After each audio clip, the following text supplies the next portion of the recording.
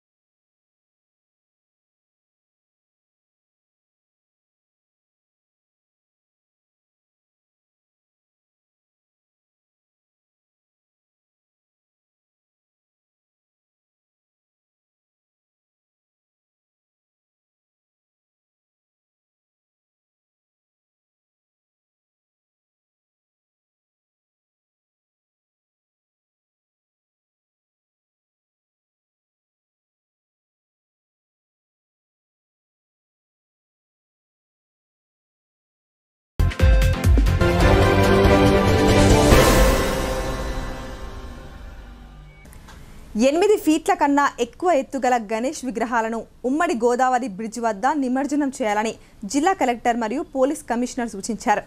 జాన్కంపేట్ నైపేట్ వద్ద railway electric line ఉన్నందువల్ల railway వారు లెవెల్ బీమ్స్ ఏర్పాటు చేయడం జరిగిందని వారు వివరించారు.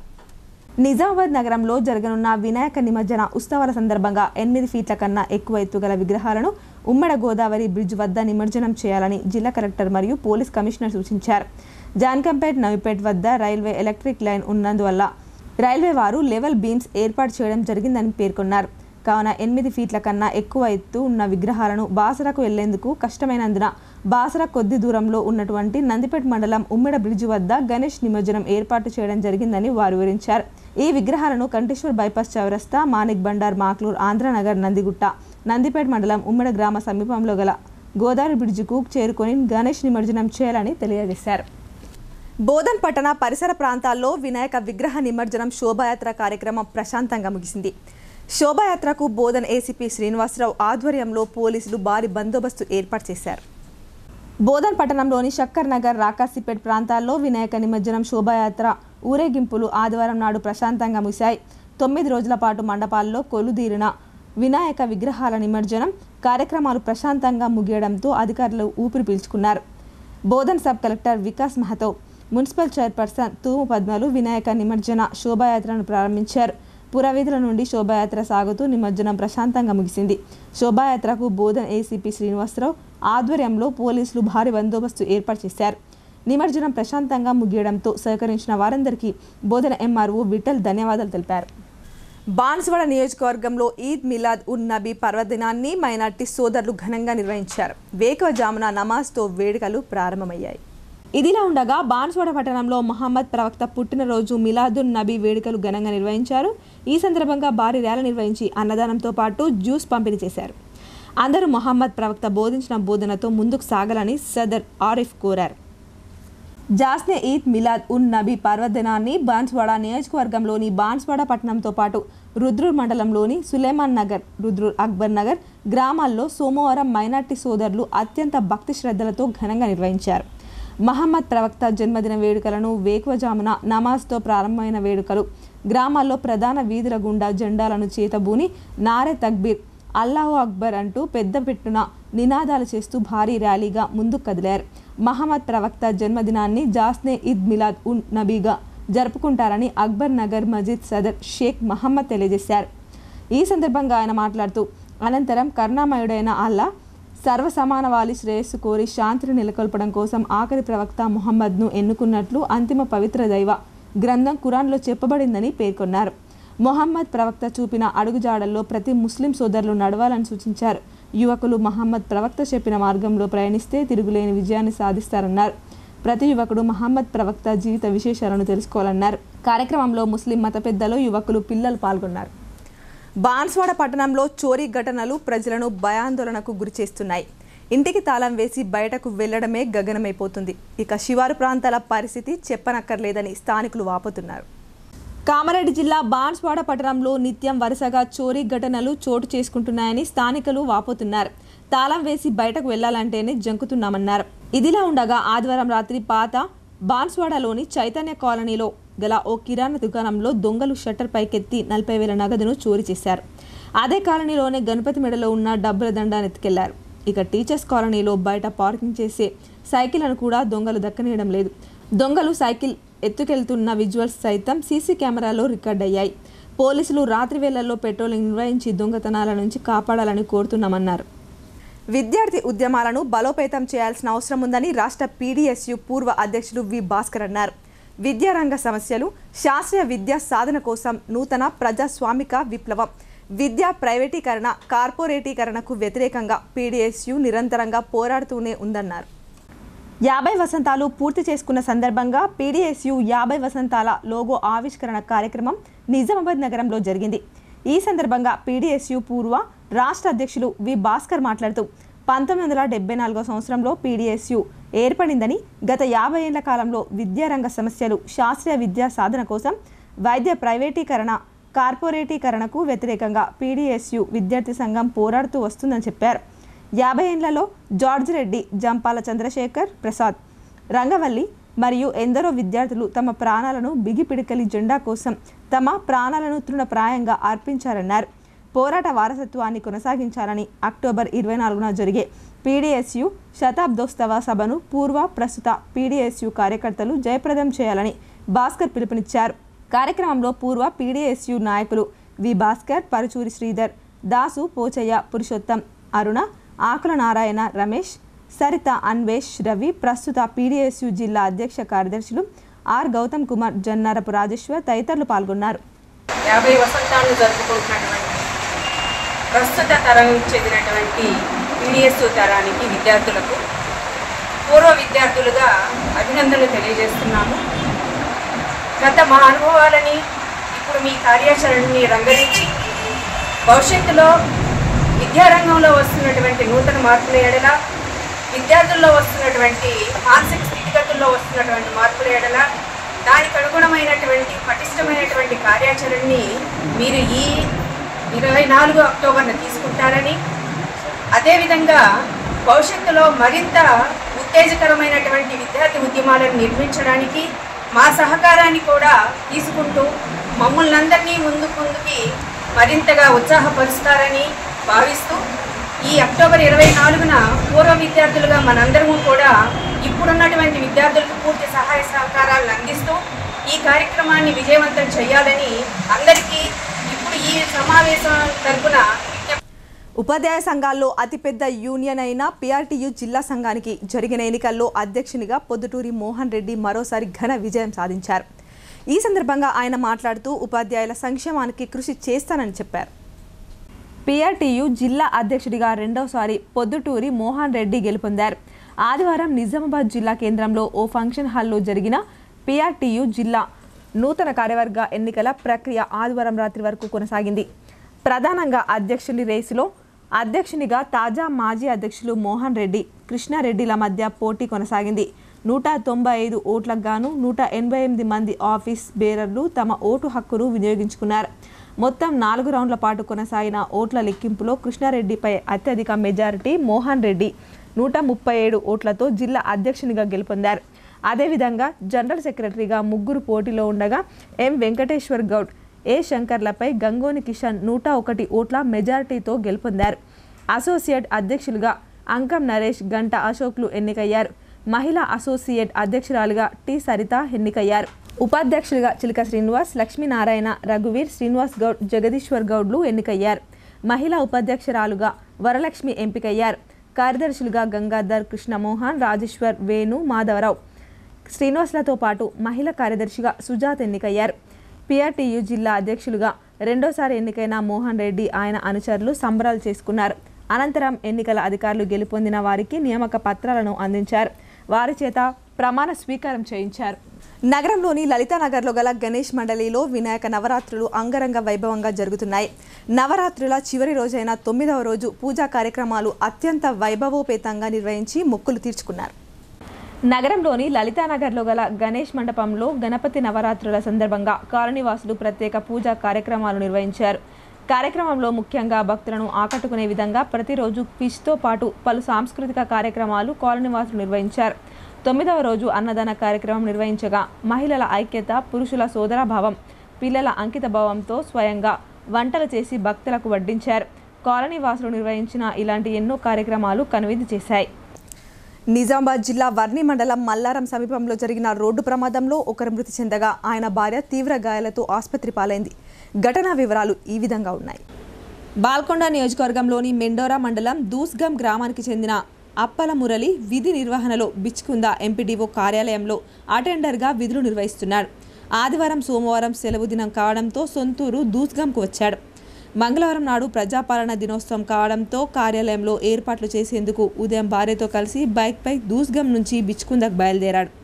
వర్ణి మండలం మల్లారం సమీపంలోకి రాగానే ఎదురుగా వస్తున్న గుర్తు తెలియని వాహనం ఢీకొనడంతో మురళి అక్కడికక్కడే మృతి చెందాడు. అతని భార్యకు తీవ్ర గాయాలు కావడంతో అంబులెన్స్లో బోధన్ ప్రభుత్వ ఆసుపత్రికి తరలించారు. రాష్ట్ర ప్రభుత్వం అట్టహాసంగా నిర్వహించ తలపెట్టిన ప్రజాపాలన దినోత్సవ వేడుకకు కలెక్టరేట్ ముస్తాబైంది.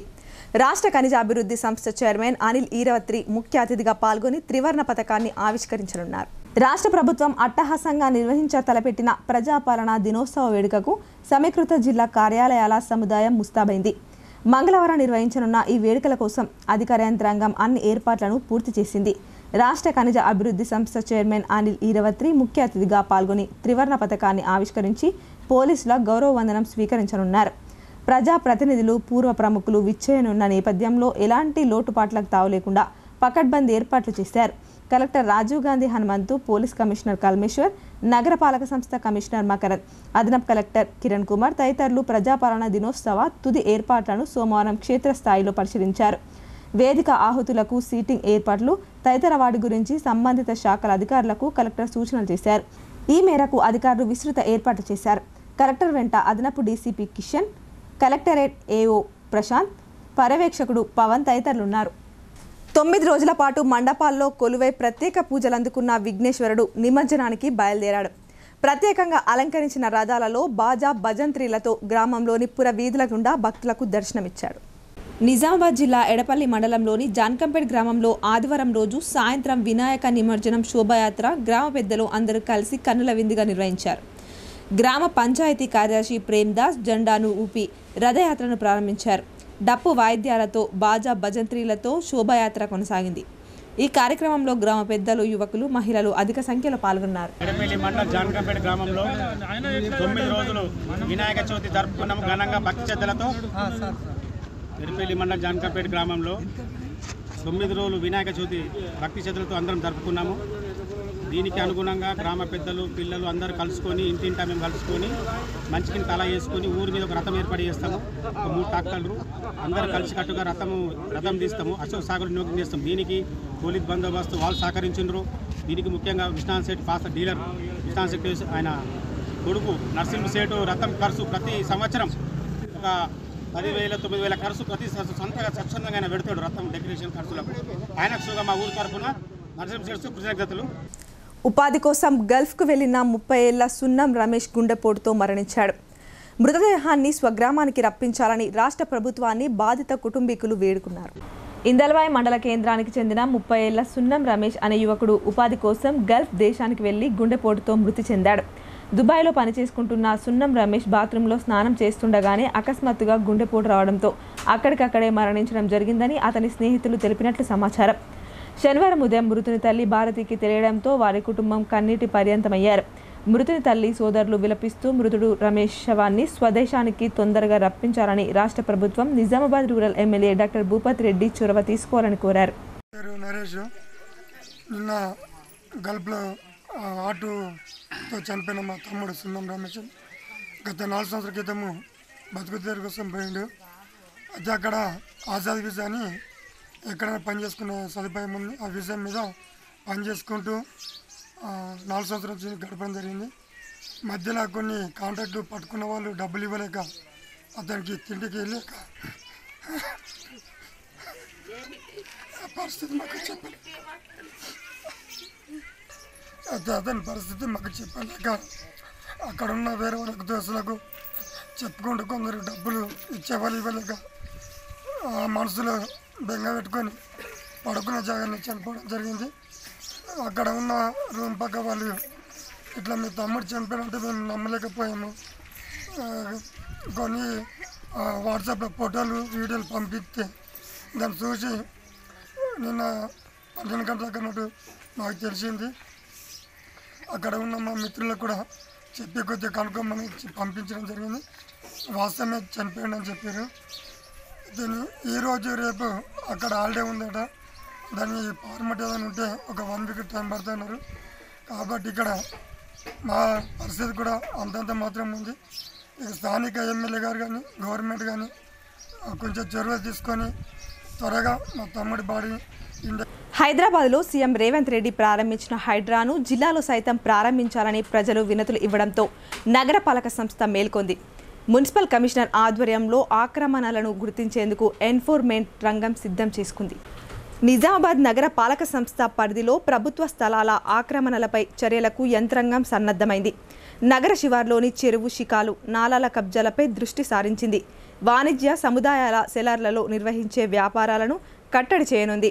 అక్రమార్కులపై కొరడా జుర్పించేందుకు ప్రత్యేక కార్యాచరణ అమలుకు సిద్ధమవుతోంది. మున్సిపల్ కమిషనర్ మకరంద్ వివిధ శాఖల అధికారులతో తాజాగా నిర్వహించిన సమీక్షలో ఈ మేరకు నిర్ణయాలు తీసుకున్నారు. ఈ నేపథ్యంలో ఆక్రమణలను గుర్తించి నివేదికలను సిద్ధం చేసేందుకు ఎన్ఫోర్స్మెంట్ విభాగం ఏర్పాటైంది. హైదరాబాద్లో ఆక్రమణలపై ఉక్కుపాదం మోపేందుకు సర్కార్ హైడ్రా వ్యవస్థను ఏర్పాటు చేసిన విషయం తెలిసిందే.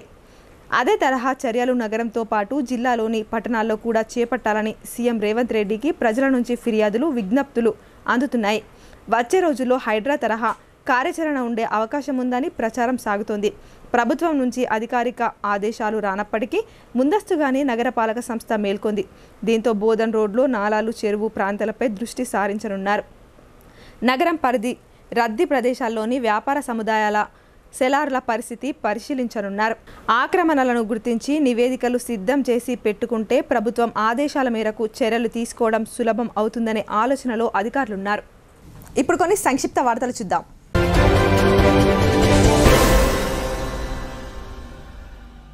రెంజల్ మండల కేంద్రంలో మహమ్మద్ ప్రవక్త జన్మదినం పురస్కరించుకొని ఘనంగా మిలాద్ ఉన్ నబీ వేడుకలను ఘనంగా నిర్వహించారు.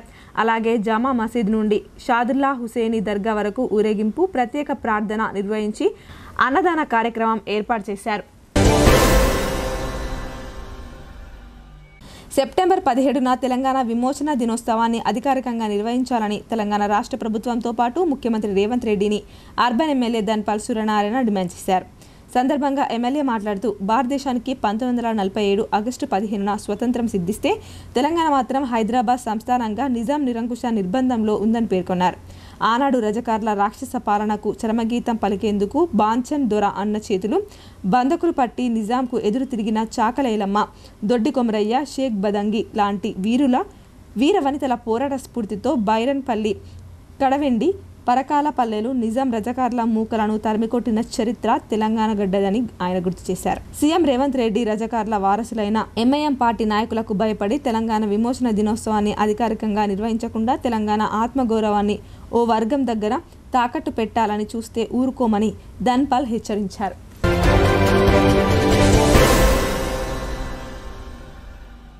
మోస్రా మండల కేంద్రంలో వినాయక ఉత్సవాలు ఘనంగా కొనసాగుతున్నాయి. మండపాల వద్ద వివిధ కార్యక్రమాలు చేపడుతూ ఆకట్టుకుంటున్నారు. శ్రీరామ్ గణేష్ మండలి ఆధ్వర్యంలో సామూహిక హనుమాన్ చాలీసా పారాయణం చేశారు. పవన్ యువశక్తి గణేష్ మండలి వద్ద 50 మంది మహిళలతో సామూహిక కుంకుమార్చన చేపట్టారు. అలాగే మంగళవారం రోజు గ్రామంలో నిమజ్జనం కార్యక్రమం అంగరంగ వైభవంగా నిర్వహించారు.